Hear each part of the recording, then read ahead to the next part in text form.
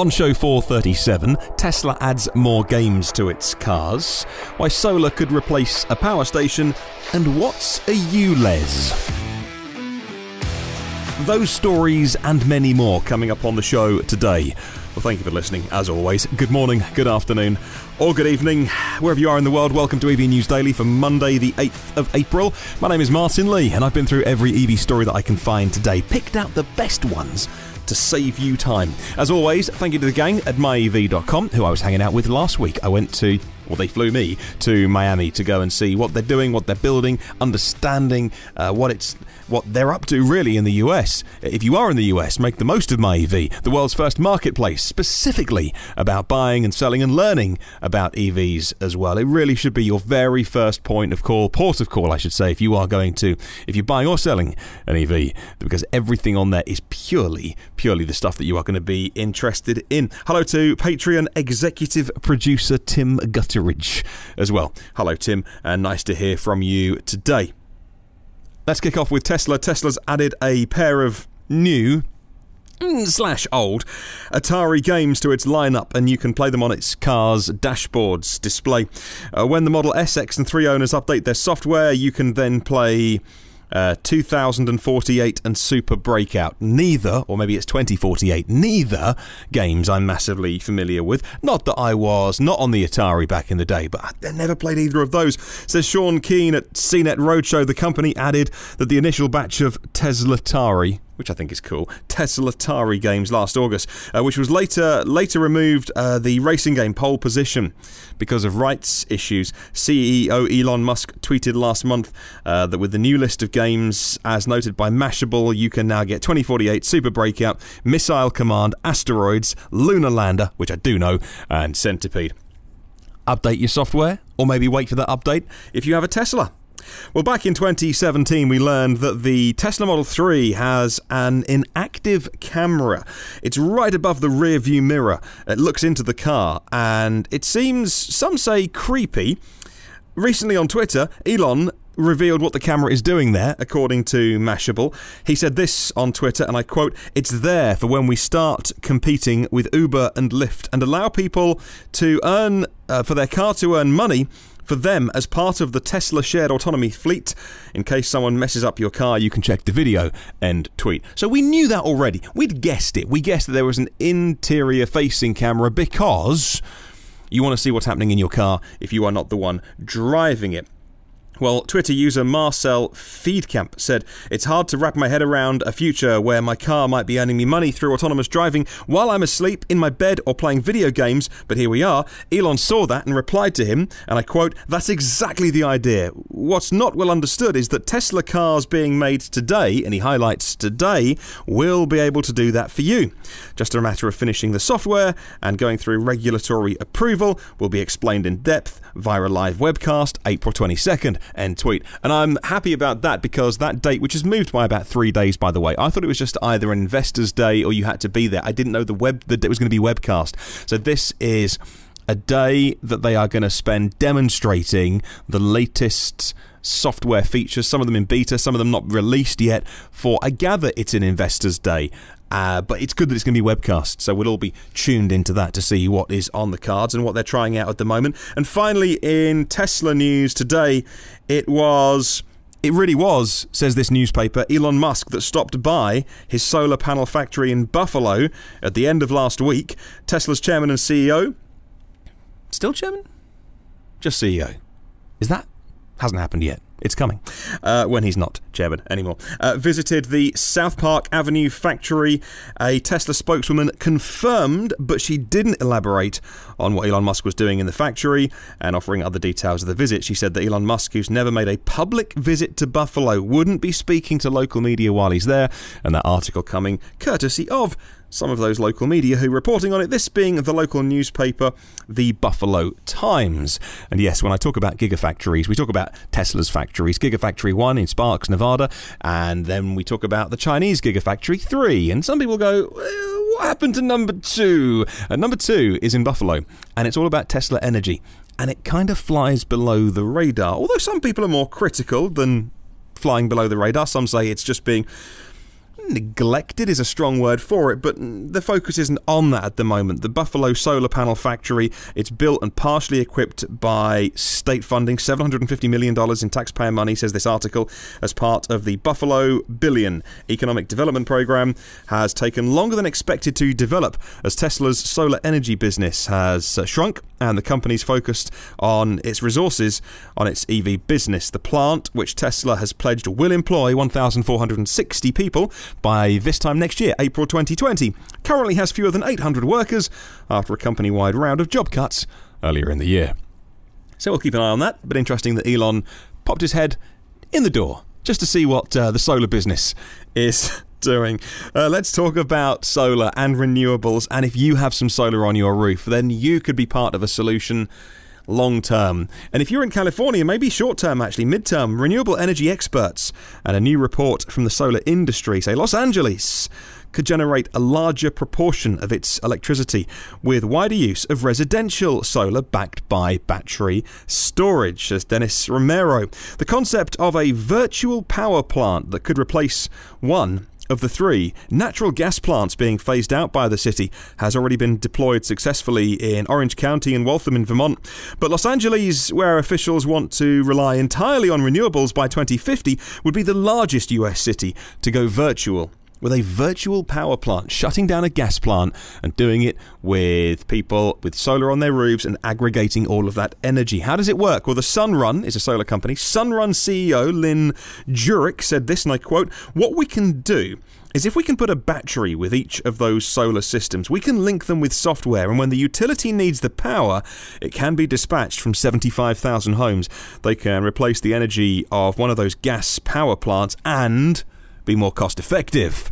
I'll put a link to NBC News in the show notes for you. What exactly is a ULEZ? It's an ultra low emissions zone. At the moment where I'm recording this, I'm up in London today and I'm inside the LEZ. Not the ULEZ, I'm just inside the LEZ. That's the low emissions zone. But if I were to go further into the city, where all the historic bits are, that if you're a tourist to the UK, you'll recognise those from postcards, well that, the central bit, is called the ULEZ. And that is undergoing some changes this week. A world-leading, it's been described, world-leading vehicle pollution restriction. As of today in the capital, cleans up toxic air, blamed by many for thousands of premature deaths. The ultra-low emissions zone launched at a minute past midnight today, Monday, April the 8th, imposing a £12.50 charge to drive into the area. So you can still drive your cars in the area, but it's going to cost you a ton of money, says the UK Guardian newspaper. The move is expected to reduce road transport emissions by 45%. Now, the mayor, Sadiq Khan, someone himself who developed adult onset asthma due to the incredibly bad air in London, unveiled the research showing that almost 1,000 people a year in the city were hospitalised with asthma purely caused by bad air pollution. We need to do something about this, and it is being done here in London, but many cities around the world have this issue. The charge is going to be levied inside the congestion charge zone around the clock. At the moment, we have to pay money to drive into London. It's called the congestion charge, but it's not all hours. This emission zone is 24/7. Currently, more than 2 million people in London, 400,000 of those being children, live in areas where the air quality breaks the legal limits for nitrogen dioxide. One of the world's biggest cities, and it is falling so woefully short of its air quality promises. And legal limits as well. At present, air quality breaches legal limits at 451 schools in the capital. It's just not on. We are better than this. Come on, we can drive electric cars. We can do the right thing, if not for our generation or our kids, but their kids' generation. We have the technology to do this. None of this hybrid malarkey. I know if you drive one at the minute, I get that. And I support hybrids, and I support anyone who listens to this show that's got that. It's a stepping stone. If it makes sense for you, I get that. But for the argument to be levied at things that, the technology isn't here yet. Let's wait for hydrogen, or let's get electric cars better. The technology is here now for us to bring 451 schools in one city in the world, in London, within the legal limits. That's not even like beautiful, fresh, clean air. Just bring them down beneath the legal limits. We can do that. We have the technology. EV buses, EV taxis. Oh, and by the way, taxis. Now, I won't have a bad word said against taxi drivers, black cab drivers here in London, but they are exempt from this. That's a whole different issue. Let's talk about BMW. Peter Schwarzenbauer has led the BMW and Rolls-Royce brands to record sales during 6 years as the BMW Group board member in charge of the brand. Starting this month, he takes on a new role within the automaker as the board member responsible for electrification. He talked about the new Mini Electric to Automotive News Europe correspondent Christian Hetzner, and he said this, and I quote, "We haven't revealed any details yet. We want to save that for when we get ready to debut the series production version, which will be before the Frankfurt Auto Show." So that's September. So we know by September we'll know all about the Mini. Anyway, back to the quote. "Assembly in Oxford begins in the second half of the year. The market rollout is early 2020. We can't wait for that. Looking forward to the Mini Electric." Final story today. No, we can squeeze in 2 more. Look at the time. Electric and hybrid vehicles are now the best vehicles on the road for holding their resale value. According to new research, figures from What Car ? Showed that out of the top 10 vehicles that hold their value best, 5 were electrified, reports AOL today. Measuring a vehicle's potential worth over 3 years and 30,000 miles, electrified models retained 47% of their initial value on average. That's above petrol and diesel options. And as for hearing diesel, all bar 2 of the worst performing vehicles for holding their value were diesel, showing just how far the fuel type has fallen out of favour with UK car buyers. If you know someone who's about to buy a car and they're even considering a diesel, do their wallet a favour and remind them that if they buy a car now, ain't going to be worth nothing very soon. Finally then, Consumer Reports have a story out today. Consumer Reports have a bit of a love-in with the Hyundai Kona Electric.